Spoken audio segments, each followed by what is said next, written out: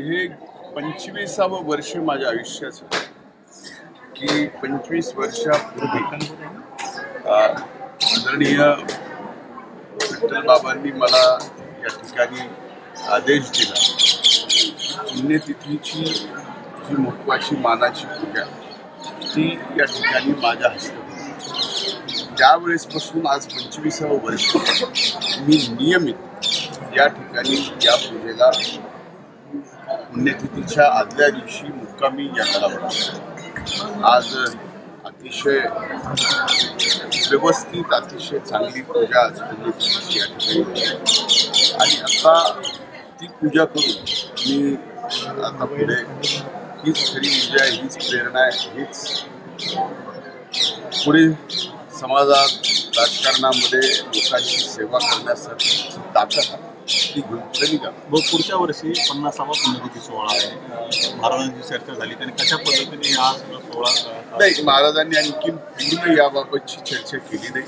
ती सुद्धा आणखी पुढच्या वर्षीची 50व्या पुण्यतिथीच्या कार्यक्रमाच्या तयारीची नियोजनाच्या बाबतीमध्ये ते विचार करतायत। आम्हालाही काही बाबतीमध्ये विचार करायला सांगितलं आणि ते नियोजनही चालू काय सांगण्याचं मी देवाच्या समोर आपण ज्यावेळेस नतमस्तक होतो, आपण ज्या क्षेत्रात काम करतो देवानी आपल्याला जी आज्ञा दिलेली आहे की आपल्या हातून लोकांची सेवा घडो, तर ती सेवा यशस्वी लोकांची घडो, गरीबातल्या गरीब माणसाची सेवा आपल्या हातून घडावी हीच माता टेकून आम्ही जे काही मागितले ते मागतो। अंजली दमन यांनी म्हटलं आहे की जे कारागृहात संतोष देशमुख यांचे हत्या आहे त्यांना वेगळी ट्रीटमेंट दिली जाते। हे बघा, या बाबतीत मी काहीही उत्तर देणार नाही आणि कृपा करून मला याबाबतचे प्रश्न विचारले। मी स्पष्टपणानं सांगितलं आहे की स्वर्गीय संतोष देशमुखांचे जे हत्यारे ज्यांनी निर्गुण हत्या केली आहे त्यांना फास्ट ट्रॅकच्या कोर्टामध्ये ही केस लढवून तात्काळ फाशी द्यावी।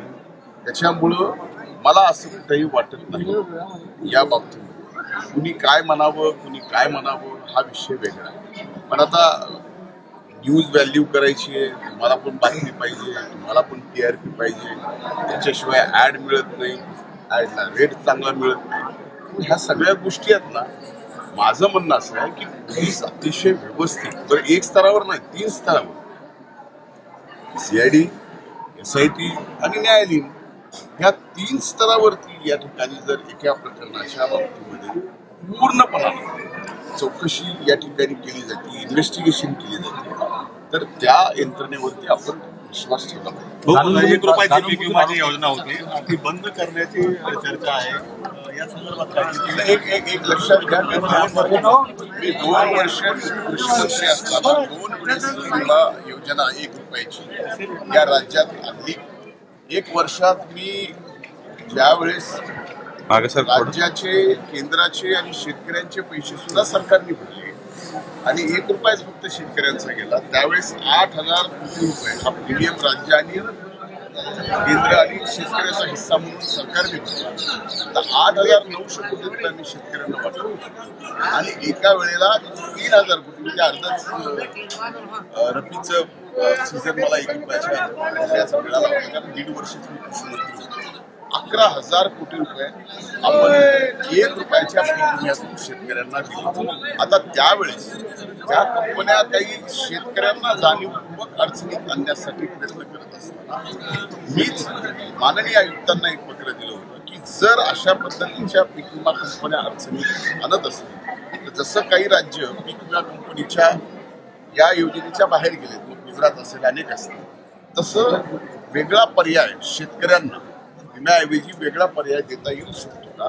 तर आयुक्तांच्या त्यावेळेसच्या कृषी आयुक्तांच्या अध्यक्षतेखाली एक वेगळ्या पर्यायाचा विचार होऊ शकतो का, यावर आपल्यासाठी त्यांनी अहवाल द्यावा एवढं मला माहिती। महाराष्ट्रातील ताज्या बातम्यांसाठी बघत रहा टाइम्स टुडे TV, सोबतच शेअर करा, सबस्क्राईब करा आणि बेल आयकॉन प्रेस करा।